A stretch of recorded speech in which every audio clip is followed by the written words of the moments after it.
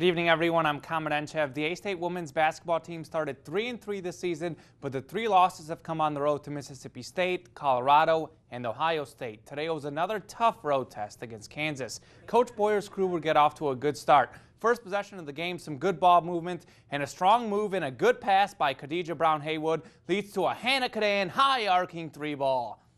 But those were her only points of the game. Later, another good pass and another high arcing 3. This time, Drea Gamble, she had a game-high 20, but also missed 20 shots, 21 all late in the first half. 5 seconds left, and Natalie Knight in the corner with a 3. Had Rattlers around and in. 27-22 Kansas at the half. A-State continued to fight, though. Gamble with a 3-point play right here. Red Wolves within 2, 11 minutes to go. But here's Chayla Cheeto. I covered her games when she was in high school at Rockbridge in Columbia, Missouri. And here's a 4-point play for Cheeto. Kansas wins 62-48.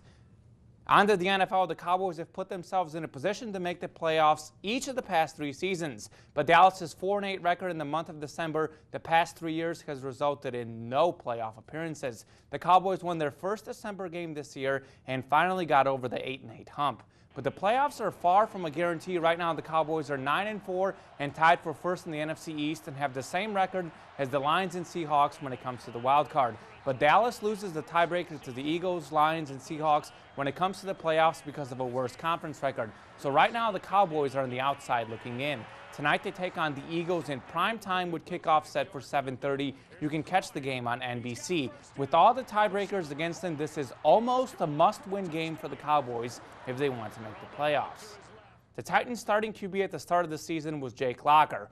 Locker got hurt, Charlie Whitehurst struggled, so Zach Mettenberger took over the starter's duties. Now Mettenberger is hurt, so insert Locker back in, who got the start today against the Jets. Locker was 6 for 11 for 57 yards, no touchdowns and no interceptions, but actually left late in the first half with a shoulder injury, so Charlie Whitehurst is back in at quarterback. Locker is questionable to return, and in a defensive showdown, the Titans lead the Jets 11-10 in the third quarter at last check.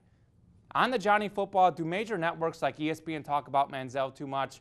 Sure. But let's be honest, we were all curious how he would perform in his first NFL start today. Here comes Manziel looking to keep the Browns in the playoff hunt as they hosted the Bengals. First quarter, Manziel sacked by Wallace Gilberry, and he taunts Manziel with the money Manziel fingers. Look at that. Tough welcome to the NFL for Manziel.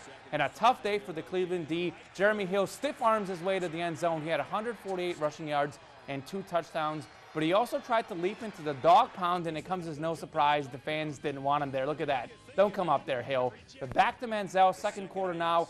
Johnny with the ball. He's going to float it up in the air. Not enough zip on this one. It's picked off by Drake Kirkpatrick. That needed more zip again from Manziel. He had a tough day. But here's an awesome moment, completely unrelated to football. Staff Sergeant Anthony Wagner returning home from Afghanistan and hugging his kids. Great moment. Back to Johnny late in the first half. Third down, the Browns in the red zone. He's going to move around. He's going to throw the ball across the middle into tight coverage, and it's picked off by Adam Pac-Man Jones, the former Titan and Cowboys player. Manziel throws for only 80 yards to go with his 2 interceptions. The Bengals win 30-0. So, Jesse, a rough day for Manziel, but you know what? It's his first start, so I wouldn't read too much into it. We'll see how he does. Yeah, there's still time, you know. Still time. Thanks, Colin. Make sure to stay with us. We'll have a look at your last weather next.